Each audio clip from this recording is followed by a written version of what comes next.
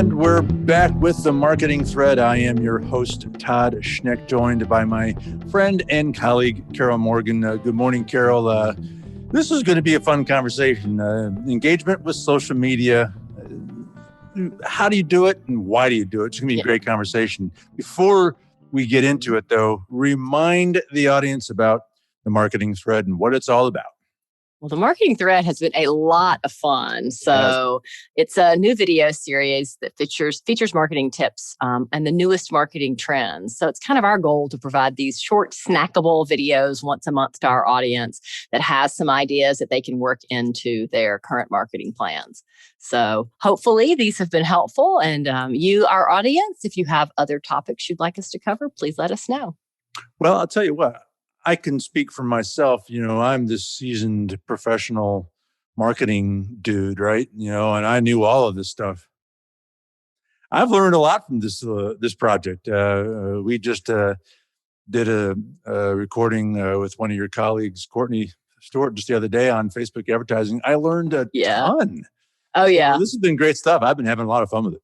They're definitely a lot of fun. And I think that there's just so much to marketing today that there's no way to know it all. There's no way to cover it all. So, and everyone has a slightly different perspective. And there's really there probably are a few wrong answers, but there's different ways to approach things and get the same outcome. So it's kind of fun to share and, ideas and to figure out what's new, what's cool, what works, what doesn't. So, well, if you and I had done a similar series to this, say 10, 15 years ago, it would be very, very different. So marketing continues to evolve too, and how you do it and the tools and the strategies and all that. So that was a key thing I learned on this recent conversation was, having a strategy.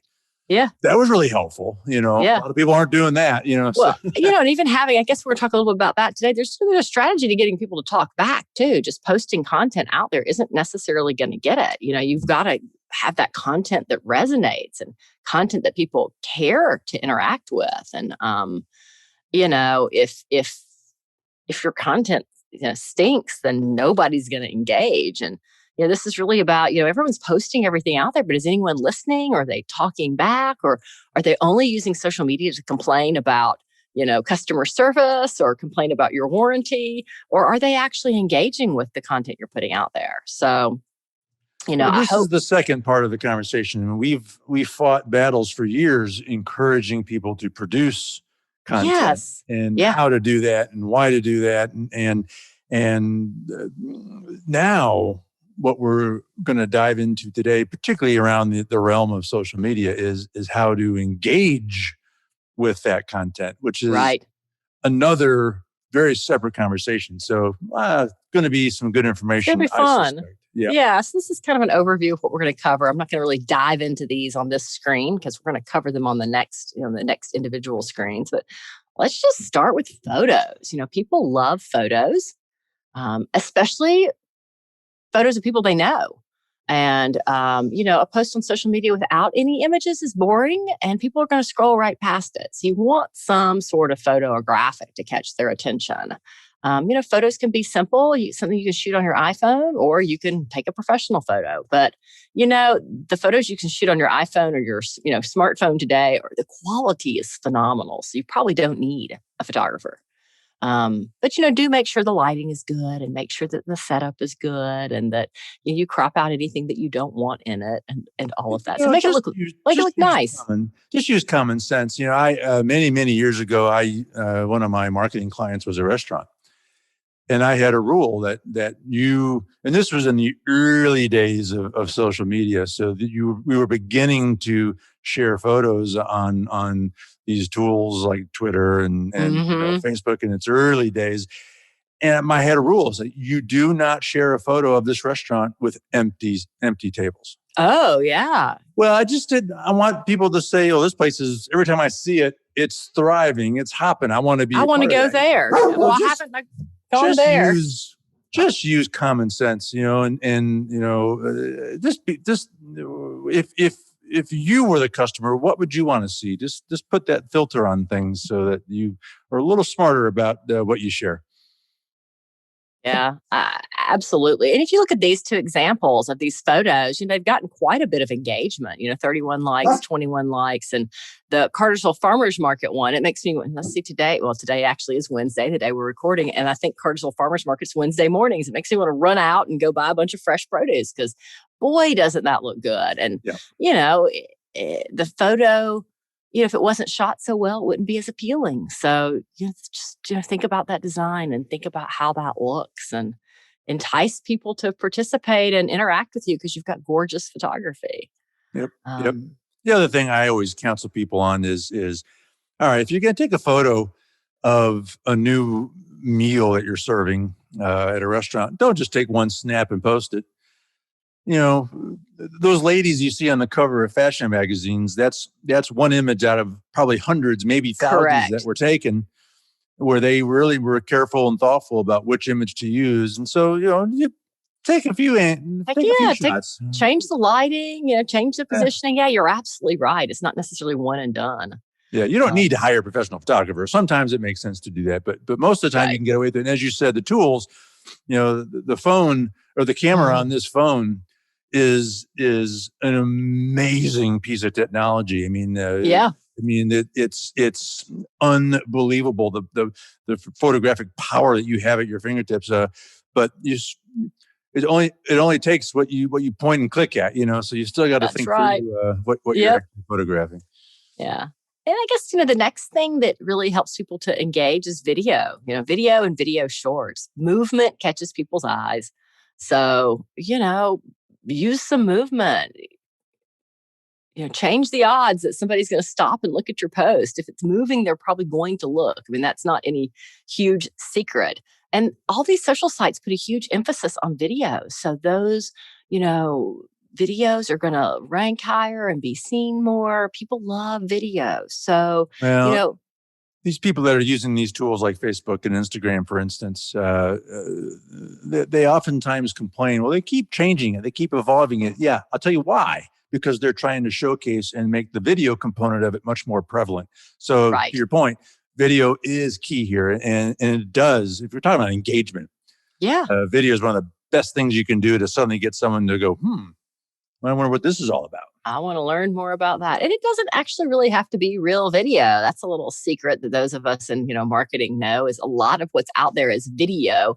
We call video shorts because you've taken photos and images and created slideshows of these still images and maybe added sound and added some words and added graphics. They look great and they're easy to do. Almost every single computer, comes with some sort of free editing software that you can use to create these.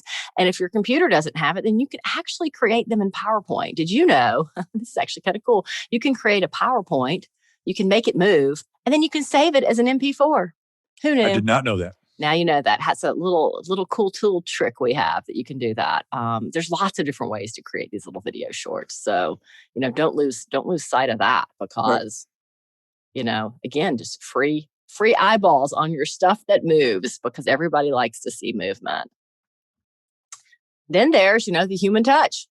So everybody wants to see somebody, to talk about somebody, to relate to somebody. They love to see themselves, their friends, their family, And same is true for a business. Post the people behind the company or the brand. Don't just post your products or, post pictures of your services. People know when you use stock photography. Mm-hmm. You see these images of these perfect human beings without a blemish. It just doesn't. Your audience is smart enough to know when the image isn't real. So use real people. I know I've known Mandy now for years and years and years, and so when I did see this, it's special. It means something, and you want to engage with it because this is I know Mandy. Mandy, phenomenal reach and engagement, and this was pretty early in the process when I screenshot this. So I'm sure it's had even more. But people posting photos of their employees' anniversaries or that big award they just won, or if you're in the home building industry, that's happy homeowners that just closed on a home. Something that gets people onto your pages because the photos with people are engaged with far more than just a photo of a product or a service. Well, to me, it does two things. We're talking about engagement. To me, it shows engagement twofold. One is someone sees it and gets more interested in actually engaging with it. But two, for someone who's seeing it, they're realizing others are engaged too. And so, you're getting 2 for 1 actually with engagement when you're posting pictures of real people. Real people. People like real people. They like people that are relatable and people that they know. And, again, just like you said, you knew Mandy, so you're like, oh, I'll react to that. I'll engage with that. So, the other thing that does really well on social is testimonials. So, and these could be, I'll give you an example here. This is a testimonial that's just, a graphic that was created from the words. So, you can do a testimonial that's just words. You could have a picture of the happy homeowners. You could have a video of the happy homeowners. There's lots of different ways to get these. And I guess kind of as a side note to this, if you're not asking for reviews on Facebook and on Google My Business and other places, you need to start asking for them. It's allowed. You're allowed to do that. How else do most people do it? So I know there are a lot of people that are afraid to ask because it doesn't feel right, but there's no other way to do it. You have to ask. Are busy. They're living their lives. They're distracted by a million things. You gotta engage people. This is a way for you to engage back with people. Yeah. So, and they're just, as you said, they're busy. So we've been working on our Denim Marketing Google My Business page, and I have asked and asked and asked people, and sometimes I have to, ask them 2 or 3 times, or sometimes like yesterday, I got an email from someone saying, "Hey, I finally did that review from you. It only took me like 3 months, but I did it." So, which, I'm appreciative of. So I just try to keep a list of who's done it and who hasn't and just keep asking. So, and it's amazing. If you can catch people on the right day when they're in front of their computer with not a whole lot going on, they'll typically just go do it right there just to get it off their list. Right. But the challenge is, people are out and about again now more. So they're, going to meetings and going out to eat and all the fun stuff now that the pandemic's gotten a little less crazy. So, so it's important to ask people to get these testimonials, but to emphasize a point you made a minute ago, I don't want to be sure people didn't overlook it, is that when someone does offer a testimonial, that use it for content. You can create things with it.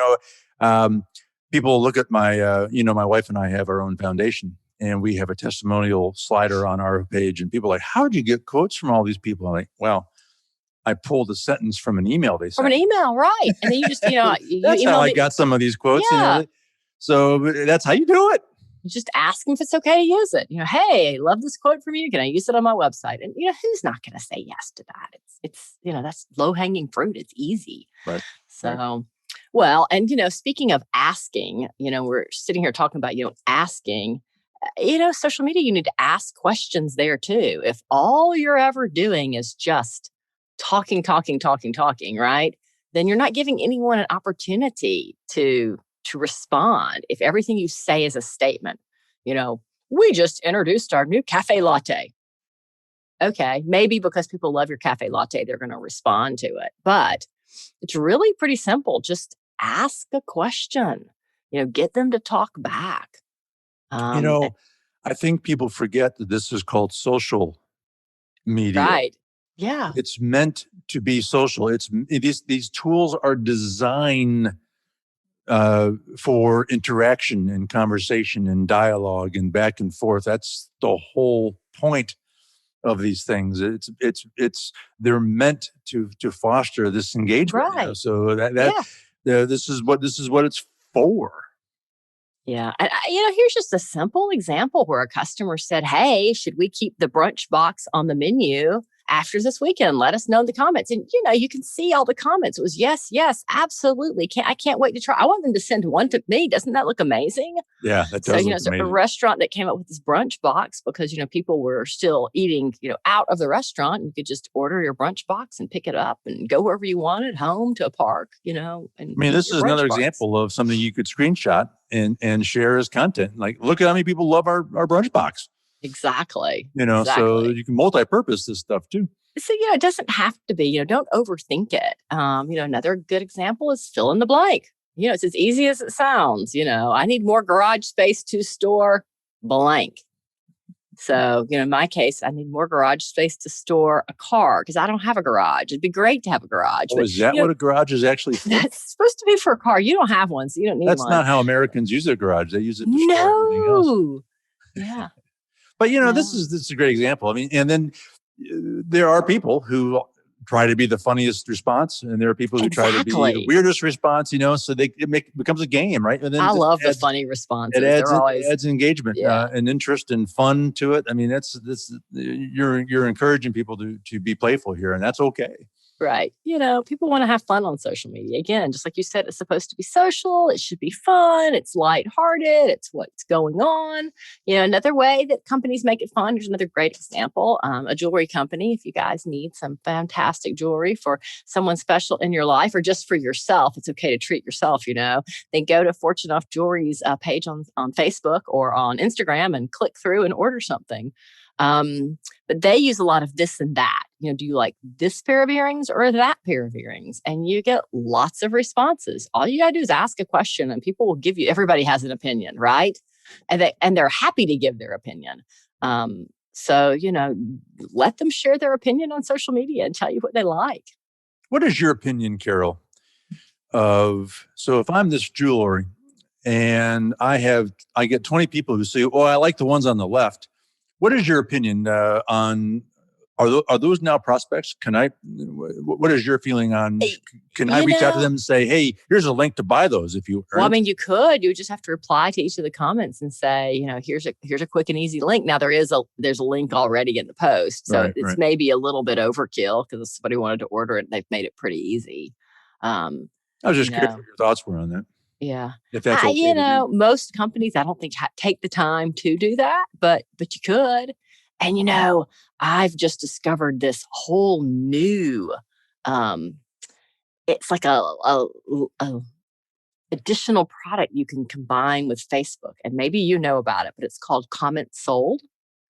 So you literally can use a comment sold site and people go and register on it. And then you can have your own 30-minute, video show once a week and post photos of things and be interactive. And people can literally in the comment, they write sold and how many of them they want or whatever color they want. And that initiates, a buy. Wow. It's actually quite cool. So there's a lot of different interactivity going on with Facebook and with these other social media sites to make them more of selling platforms. Wow. That's fascinating. I think it's going to be really cool to watch and see how these evolve over time. Yeah, no doubt. So let's see what we've got. Another example here of a this and that. You'll see in this one that we've used the hashtag reply post. So again, tell them what you want them to do. This is an obvious tag that tells people we're looking for a response. So that's okay to do too. You can use those hashtags to kind of direct people on what it is that you want them to do while they're on your social media. We live in a hashtag world now. Oh gosh, don't we? Everybody loves hashtags. So, another way to get good engagement's polls. Facebook has a poll option. Several of the different sites have a poll option. So find out what people are thinking. Instagram has a poll option as well. So the poll option in their stories is a lot of fun. It's pretty cool. I always get engaged in those. Those are oftentimes a lot of fun. Yeah. So, just another simple thing to do. It's not rocket science, it just takes a little bit of time. Right. Okay, so other ways to get noticed and get engagement. So we're going to talk about kind of some of the add-ons to your content that you can make more interactive. So things like tagging others, using emojis, using hashtags, which we've talked about a little bit, and then location tags. So, went backwards instead of forwards. We'll dive into this. So tagging others, you want to tag the people in your photos. And sometimes these sites just don't work well or don't make it easy, but be diligent about it because it will eventually work. But tag the people, tag the vendors or partners, tag all the different companies you've mentioned. And of course, your goal is that hopefully they'll at least reciprocate by commenting or sharing your content, at least liking your content, right? And you'll see lots of people doing this and doing it well. And then you'll see other people online with a huge missed opportunity here. So, well, to use Amy Hall O'Connor, for example, you've tagged her on this thing. You hope Amy engages. Right. Would be fun. And get her involved in it. But what you're also doing is Amy's friends are seeing this now too. Correct. You're widening the audience that's seeing the original piece of content, and hopefully you're going to bring in some new souls and engage some additional people. So that's another reason why you do that. Well, and once you get them to comment or if you get them to share it, absolutely, it's not just each one reach one or reach however many followers you have. It's reaching, the followers of the people you're tagging as well. So pretty powerful stuff. And you can see how Fox Lane has used it to tag a design group, and the design group's right down there in the comments saying, we're ready for the model installation, just a few more weeks. So, it does work. You catch people's attention and they'll comment and they'll respond and they'll engage and they'll reply because we want that engagement and that response. Yep. Emojis are great for attracting attention too. And you'll see emojis all over all of the social media sites. And you can use them for catching attention and for a designated response too. Like we love this Etsy one where they've said, drop a, sun, moon, or stars in the comments. So basically by dropping your sun, moon, or stars, you're saying which of these 3 necklaces you like the best. Well, I was joking when I said that we live in a hashtag world. We really are in an emoji-based world. People, and if you notice all your apps, when you open up the window where you type in responses, those emojis are front and center. I mean, this is how. This is a way people are dialoguing now. I mean, and there are people that don't answer you with actual text. They'll respond with emoji. Well, and it's so funny. I saw a signature the other day. I think I saved it, but it was a signature, or automatic replies. What it really was for somebody that was on a vacation, and they had told the entire story of them being on vacation in emojis. It was super, super, super cute. And then I have one of my favorite places to watch as far as branding and what they've done to carry that brand through everything is Grubbly Farms, which is why I have them on here. And you and I have had them before on Atlanta Real Estate Forum Radio, Todd. So you know them, but you guys should go sign up and go buy something from them or go sign up for their newsletter or whatever it is you can do on their site just to see their branding. It is so spot on and so well done. And they do just a phenomenal job with everything they do. I've been very impressed by that. There are emojis for virtually everything now. Every now and then I can't find one I want. It's like, why isn't there a whatever it is emoji? But sometimes you get a notice saying, well, this app has been updated, and you scroll, what do they change? Sometimes it's just, we've added 7 more emojis. Right. Like, oh, right. Okay. Yeah, I'll take 7 more emojis.